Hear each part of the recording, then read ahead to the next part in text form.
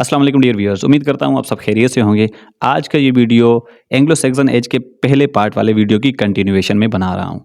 इस वीडियो में हम लोग इस एज के मोस्ट फेमस एनोनिमस वर्क्स को डिस्कस करेंगे, फिर इस एज के फीचर्स को डिस्कस करेंगे बहुत ही अच्छी तरतीब के साथ। फिर इस एज को हम समराइज़ करेंगे विद इन अ मिनट और टू। हम इसके एज के पूरे पॉइंट्स को ऑन फिंगर टिप्स रिवाइज़ करेंगे, रिपीट करेंगे कि इस एज में हम लोगों ने क्या-क्या सीखा। सो उम्मीद करता हूँ आप इस वीडियो को बहुत ज़्यादा एन्जॉय करेंगे। सो आइए स्टार्ट लेते हैं।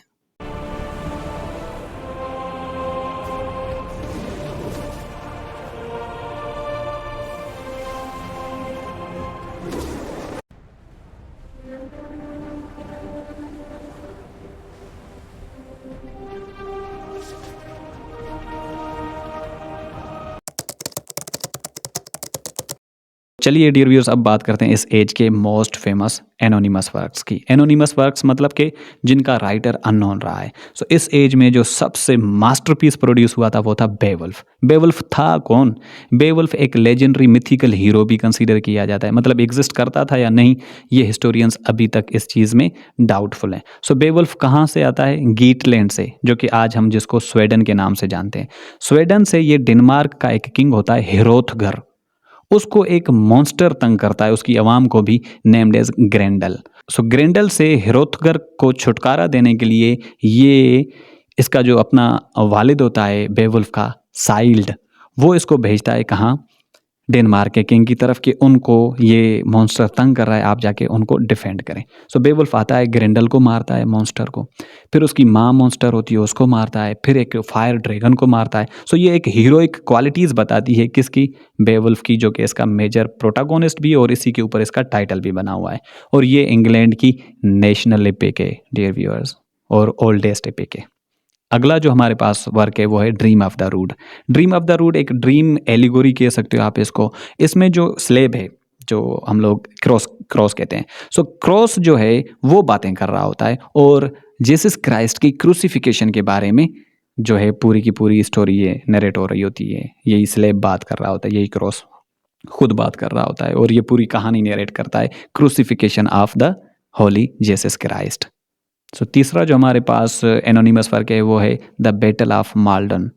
ये जो है बैटल ऑफ एडिंगटन की डिपिक्शन के बारे में, और वाइकिंग्स को डिफीट करने के लिहाज से, और अपने जो यहाँ के जर्मेनिक ट्राइब्स थे उनके सोल्जर्स की ब्रेवरी को डिस्कस करने के बारे में पूरे का पूरा वर्क लिखा गया है। इसमें अपने लोगों की, मतलब जर्मेनिक ट्राइब्स की, या आप कह सकते हो एंग्लो सैक्सन्स की ब्रेवरी को डिस्कस किया जाता है, और ये किस तरह वाइकिंग्स को डिफीट करते हैं, पुश बैक करते हैं, इस चीज़ के बारे में डिस्कस किया गया है। और लास्ट जो हमारे पास एनोनिमस वर्क्स हैं वो है विडसिथ एंड ड्योर। ये डियर व्यूअर्स एक ऐसी पोइट्री है जिसमें एक ट्रेवलर पोइट होता है, और वो अपनी लॉस्ट ग्लोरी के बारे में लेमेंट कर रहा होता है, पछता रहा होता है। एग्जाइल किया जाता है अपने ही कंट्री से, तो इसी एग्जाइल की वजह से वो उदास होता है, और ये अपने इस को अपने एलिजिएक टून में, मतलब एक अफसरदा टून में इसी चीज़ के बारे में अफसोस कर रहा होता है।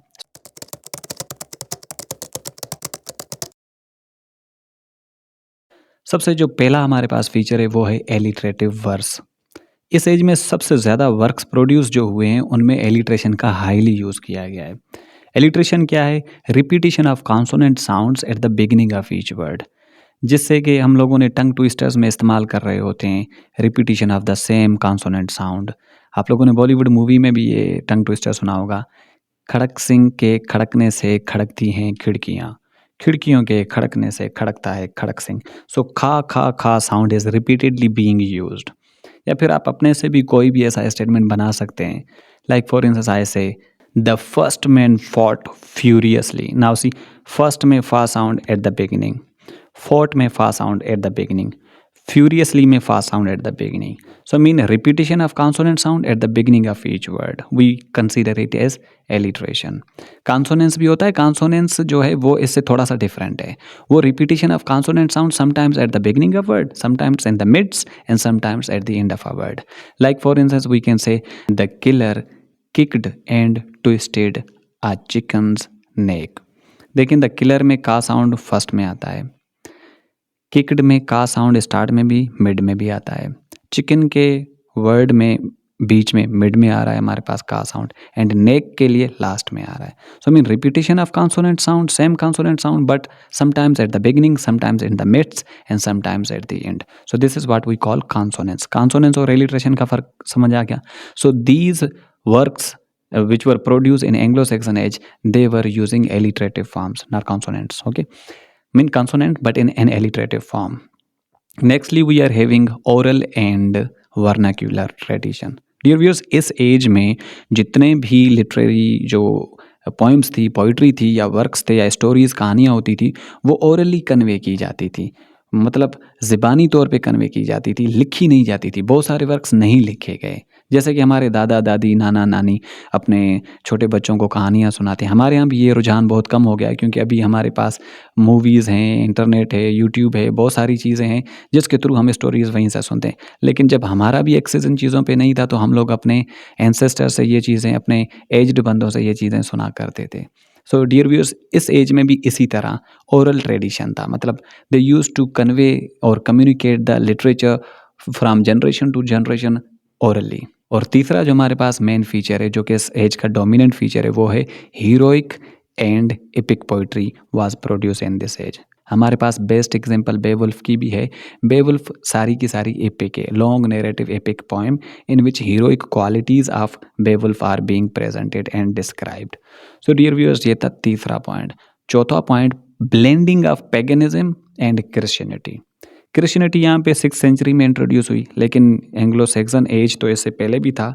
तो इसमें क्या होता है, पैगनिज्म जो बिलीव्स थे, जो अकायद थे, वो क्रिश्चियनिटी के साथ ब्लेंड होना शुरू हुए. जो राइटर्स थे उन्होंने क्रिश्चियनिटी के ऊपर तो वर्क्स प्रोड्यूस किए, लेकिन इनमें कुछ इम्पैक्ट्स पैगनिज्म बिलीव्स का भी था, पैगनिस्टिक बिलीव्स का. पैगनिज्म तो बताया आप लोगों को, नेचर में बिलीव रखना. तो ये ब्लेंडिंग भी होने लगी. तो कुछ बिलीव्स क्रिश्चियनिटी के, कुछ जो है पैगनिज्म के रिफ्लेक्ट होते हैं इनके वर्क्स में. अगला हमारे पास फीचर है कैनिंग्स. कैनिंग्स मेटाफर को कहते हैं. ये मेटाफोरिकल फ्रेजेस का इस्तेमाल करते थे. जैसे कि ये समंदर को वेल रोड कहते थे या स्वेन्स रोड कहते थे. बड़ी जो मछलियाँ होती हैं उनका रास्ता, उनका रोड. मतलब ये एक मेटाफर के तौर पे, तशबीह के तौर पे इस्तेमाल हो रहा है. या फिर ये जो है उसको, जिस्म को, बॉडी को बोन हाउस कहते थे. या फिर हमारे पास जो स्टार्स हैं, ये उनको स्काई कैंडल कहा करते थे. सो ये मेटाफर यूज़ करते थे, डायरेक्ट स्टार्स नहीं कहते थे. जिस तरह हमारे पास बहुत कॉमन एक और भी कंप्रेस्ड मेटाफर है, कैनिंग्स कंप्रेस्ड मेटाफर्स को कहते हैं.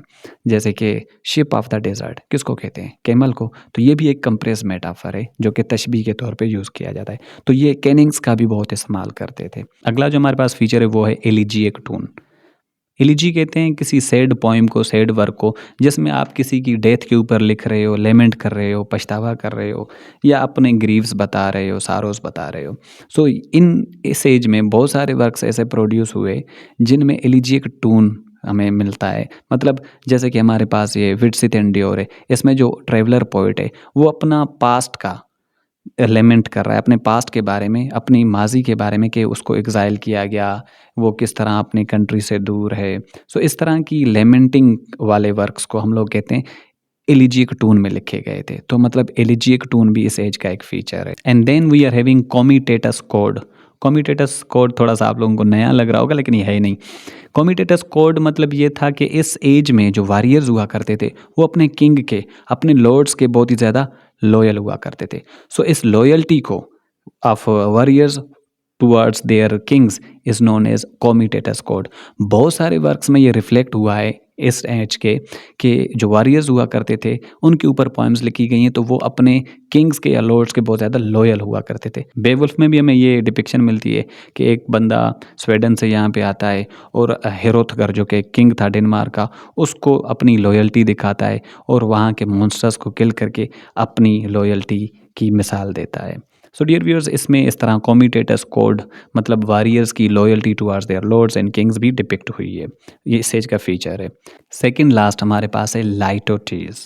लाइटोटीज को अमेरिकन प्रोनाउंसिएशन में लाइटोटीज भी कहते हैं, लेकिन ये एक फिगर ऑफ स्पीच है. ब्रिटिश में इसको कम्प्लीटली सही तरीके से प्रोनाउंस इस तरह किया जाता है, लाइटोटीज, लाइटोटीज. सो ये डियर व्यूअर्स इसकी एग्जांपल से आप लोगों को बताता हूँ कि ऐसे स्टेटमेंट्स जिसमें डबल नेगेटिव्स का यूज़ किया जाए और उस एज में होता था। जैसे कि मैं कहूँ कि मैं डायरेक्टली भी कह सकता हूँ ही इज़ बैड, लेकिन इसमें एक ही बैड जो है नेगेटिव का यूज़ हुआ है।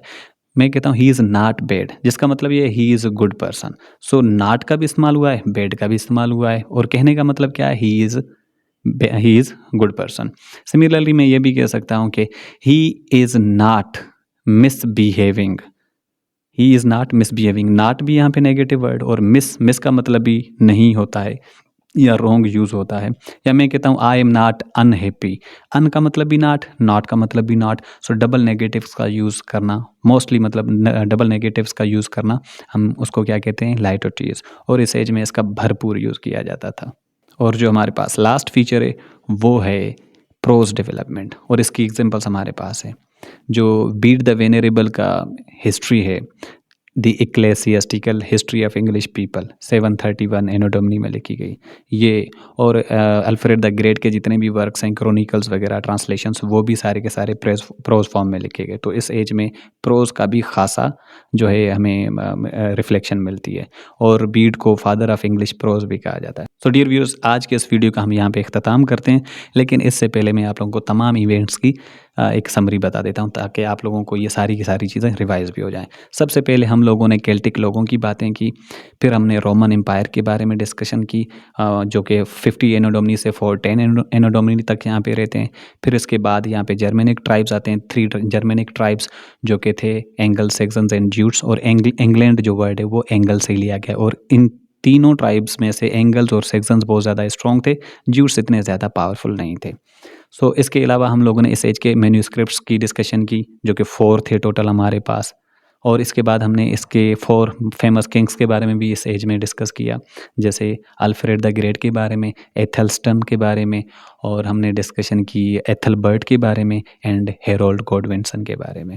फिर हमने जो इस एज के फेमस लिटरेरी फिगर्स और उनके फेमस वर्क्स के बारे में डिस्कस किया, जैसे कि Bede the venerable, Alfred the great, Caedmon हो गया एंड केनेवुल्फ हो गया।